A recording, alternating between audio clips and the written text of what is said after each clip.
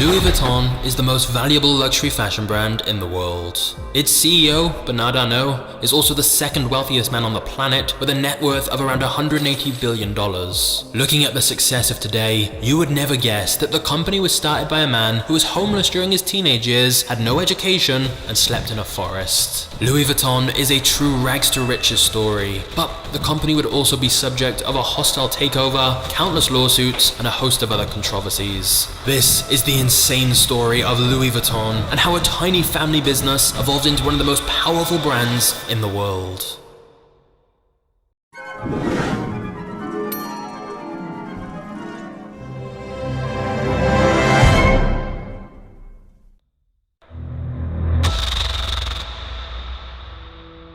Louis Vuitton was born in 1821 and grew up working on his family farm in France in a small village called Ancaille in the middle of nowhere. They had no electricity and no running water. Louis' father Xavier was a miller and farmer, whilst his mother Corinne made hats to help make some extra cash. There are no records showing that Louis ever received an education. The nearest school was in a village 6 miles away, and it's believed he worked full-time on the family farm without learning how to read or write. Louis would have been working in the fields every day from dusk till dawn, just to make enough food to help feed his family. Needless to say, the Vuittons were struggling financially, and young Louis was born into a situation that should have doomed him from ever having a bright future. And then, things got much worse. Louis' mother died when he was just 10 years old, and his father quickly remarried another woman. But Louis' new stepmother was incredibly controlling and manipulative towards him, and he constantly got into fights with her. And so, when he was just 13 years old, he ran away from home with plans to go to Paris. He slipped out in the middle of the night without even saying goodbye. There was just one problem. Paris was 225 miles away, and Louis had no money or food. So he was forced to walk along dirt roads. Most nights, he slept in the woods with an empty stomach and just a cloak to keep him warm. Every time he ran into a new village, he would do odd jobs in exchange for food or coins. However, there was never enough money left over for housing, so he continued to sleep in the woods or wherever he could find shelter for the night.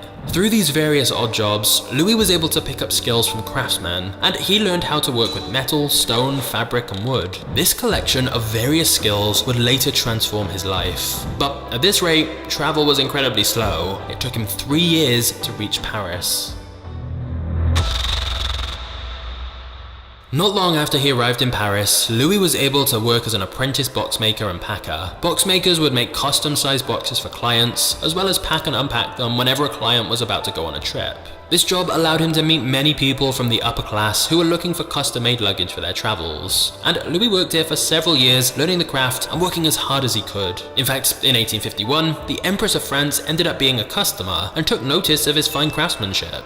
She appointed him as her personal boxmaker and packer. For most boxmakers, this would be the highest honor anyone could ever achieve in their career. Louis had gone from a homeless teenager with nothing to his name to now working a prestigious job amongst royalty. That was a massive achievement on its own. But Louis Vuitton had an even bigger vision for his future. After getting married when he was 33, Louis used his savings to start his own business and opened up his own boxmaking workshop in Paris to begin selling his own products. You see, Louis had noticed a major flaw in the luggage of the day. All of the boxes were made of leather and had rounded dome-shaped tops, so that rain would roll off the top of the luggage. The major issue was that it was impossible to stack them, so packers had to carry the boxes one by one. Louis began experimenting with different materials to use instead, and found that canvas was lighter, durable, and more water resistant, which meant the trunks could have flat tops instead. This made everything more efficient, as it was now possible to stack them up in a pile and pack multiple trunks at the same time, and they were also more compact. Louis' new suitcase design brought on the dawn of modern-day luggage. At this point, Louis had already built up his professional reputation as well as connections to the upper class, so once he launched his new line of luggage, it was immediately a huge success. He even created a Louis Vuitton catalog so that customers could look at products that he had available and have them made before sending it to their homes. Within 2 years of creating his new suitcases, they were considered an elegant and must-have accessory amongst the wealthy, as it became a status symbol, and the brand had become so popular that he was receiving orders from around the world. He even began receiving orders from royals as far away as Egypt. In 1859, Louis made enough profit to hire a team of craftsmen to help fulfill his orders. He opened a new workshop outside of Paris where he hired 20 employees. Around that time, more and more people were beginning to travel by train and boat, so So the number of his potential customers increased exponentially. Traveling was no longer a hobby exclusive to the rich. People from all walks of life were now in need of high quality luggage. It would seem as though Louis had made it and would go on to succeed for the rest of his life. Unfortunately, that was not the case. France was heading to war, and tragedy was about to strike once again for Louis Vuitton. Before we get to the next chapter, I have a question for you. Have you heard about the sneaker company Vessi? Now here's the thing, if you get caught in the rain wearing sneakers normally, your shoes can get ruined and your feet are gonna get soaked. But today's video sponsor Vessi has the solution, with their 100% waterproof sneakers that will keep your feet dry no matter what the weather. I've been wearing my own pair of Vessis for a little while now, and they're actually really comfortable. I've also found them useful for travel as they're so lightweight. But the best part is they're made from Dymatex, which is a dual climate material which will keep you cool in summer and warm in colder weather. So it's a great investment as you can wear the shoes all year round. Plus, if you use the link in the description and enter code MAGNATES, you'll get $25 off your pair of Vessi shoes. So if you want a comfortable, stylish sneaker you can wear in all seasons, check out Vessi today by clicking the top link in the description below. That's vessi.com/magnates with the promo code MAGNATES to get your discount today. And after you've done that, let's get back to our story.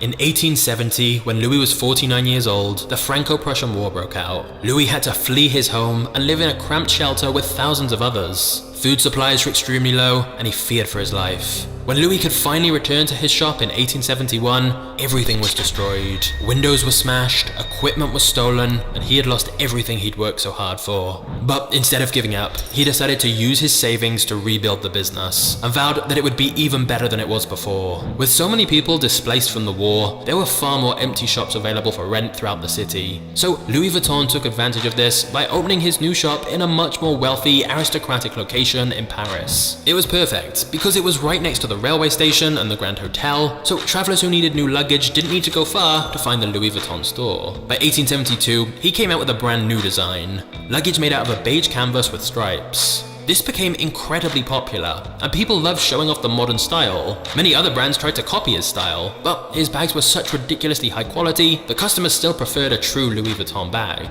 For the next 20 years, Louis continued to work at his new shop in Paris, until his death when he was 70 years old. But his legacy was able to live on through his son Georges, who took over the family business. Georges sought out to expand the brand globally, such as opening a popular store in London. At this point, Louis Vuitton luggage was so popular that many other box makers were beginning to make counterfeits. So in 1896, Georges Vuitton brought out the now iconic LV monogram to make it harder to copy. The LV were his father's initials, in honor of the man who started the brand. But he also came up with the idea of adding a revolutionary new lock on the trunks that would make it impossible for thieves to pick them. By the year 1900, the company had 100 employees and it continued to grow year after year. All of the employees were trained for a very long time in order to become expert box makers. Even to this day, Louis Vuitton employees train for 18 months to 2 years before they're trusted to make one of the products on their own. The company also began to expand into a whole new line of products because of another fashion icon, Coco Chanel. In 1925, she commissioned a small dome-shaped handbag.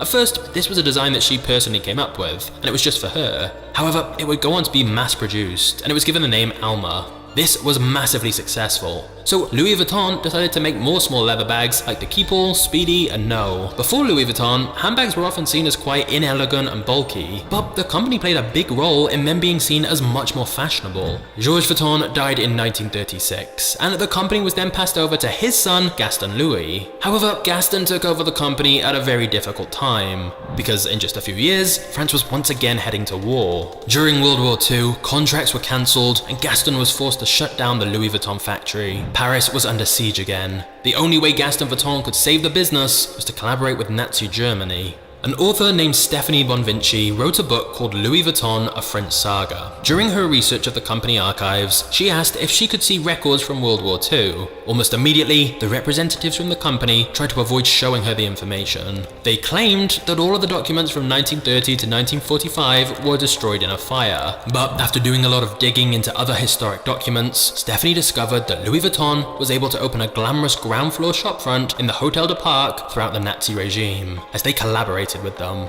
Meanwhile, several other brands were forced to shut down because they refused to cooperate with the Nazis. Clearly, the company was ashamed of this part of their history. But they would argue Gaston did what he needed to do in order for the company to survive. Other fashion designers like Coco Chanel also collaborated with the Nazis in order to make sure her business in Paris was not destroyed. If it were not for their choice to work with the enemy, their brands likely would no longer be around today.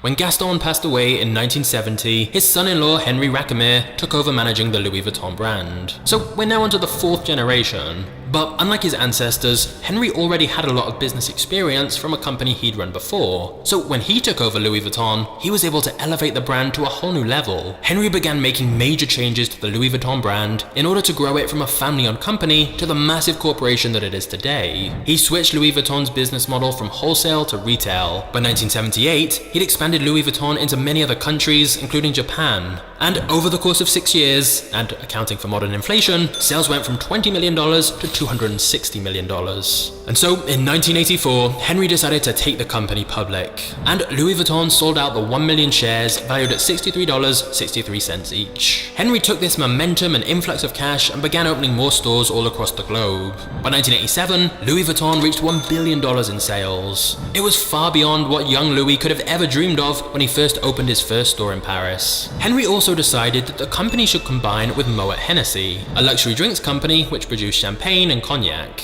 And together they formed a new luxury conglomerate called LVMH. In theory, by joining together, it would allow them to pool resources and expand even faster. Unfortunately, after the merger, Henri didn't end up getting along well with the president of Moet Hennessy, so Henri asked a successful property developer he knew, named Bernard Arnault, to help him manage the situation. Unfortunately, inviting him in as an investor would backfire in a huge way. Bernard secretly bought 43% of the shares of Louis Vuitton, and got support from the Moet and Hennessy families to gain more power in LVMH. Henri felt he'd been betrayed by the man he'd brought in to help him, and so took Bernard to court, demanding that he should no longer have the majority stake in Louis Vuitton. But the courts ultimately sided with Bernard. Henri was so angry about being backstabbed by his friend that he decided to quit working for Louis Vuitton completely. Now, for the first time in nearly 100 years, no one from the Vuitton family was involved with the brand. After all of this drama of Bernard's hostile takeover, sales of Louis Vuitton began to crash. Journalists were no longer covering the brand, and for a while, it looked as though the company might fail. However, Bernard knew how to turn the fortune of the company around. Louis Vuitton was able to make a comeback when it began to collaborate with several fashion designers during its 100th anniversary collection. Big names like Vivienne Westwood and Isaac Mizrahi all created their own take on the iconic LV monogram logo. They created products that customers had never seen before, and people were once again trying to get their hands on a Louis Vuitton bag.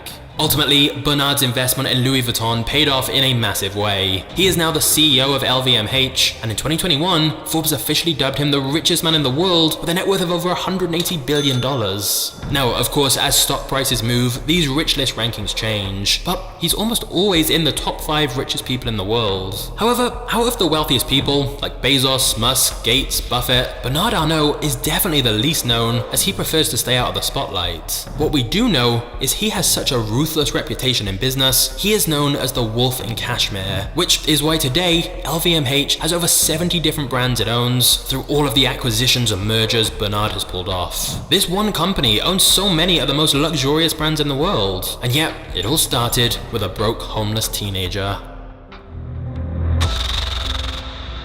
In the modern world, Louis Vuitton continued to expand its brand with new colourful styles that resonated with a younger audience. In 1997, Marc Jacobs became the creative director. He designed the first ready-to-wear line and also created the popular monogram Vernus line of handbags. Marc Jacobs also expanded LV into watches, jewellery and sunglasses, although he eventually would move on from Louis Vuitton and come out with his own line of clothing and accessories.